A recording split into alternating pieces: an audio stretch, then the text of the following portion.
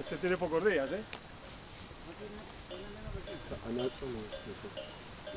Aquí a la derecha se mete ahora. No, digo esta de frente. ¿La vaca? Ah, no, no sé. No debe tener ni nombre. No, la canal esta que está aquí enfrente. Mira qué potrilla más guapa. ¿Cuál dices tú? Que dice Julián que cómo se llama esa canal que hay enfrente. Digo que no tiene ni nombre. Mira que son guapas las tudancas, ¿eh? Mira qué potrillo más chiquitín, más bajo. Las tudancas son preciosas, ¿eh? Sí.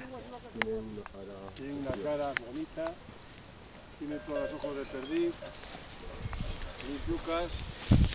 Es una pena que se pierda esta A raza. ver, la canal de Juanfría, ¿cuál es? Ahí al fondo para la derecha. Ah, pero la que yo subí que bajó la piedra es la otra. Ah, claro, joder, es que tú te metes por cualquier lado. Claro, la que bajó la piedra es aquella, Lide. ¿No ves dónde va el camino? Sí, sí, sí. En aquel camino. Pero es que el camino muere ahí porque eso iba a las minas que están por ahí. Sí, ahí. Pero aquí a la pasada, en aquella cueva, aquello era la mina. Pero donde muere el camino aquí acá, yo paré y allí es que yo sentía ruido y me metí. Y hostia, pasó por arriba, bajaba la nieve. Por aquí había nieve, una canal de nieve, pero ya te estoy hablando que igual era en mayo, ¿eh? No, aquella igual no tenía nieve, pero esta estaba, que me dijeron a mí en Long. Dice, ten cuidado que esa canal está llena de nieve, que le dura la nieve a... Aquí Julián mirando a ver si nos hemos perdido.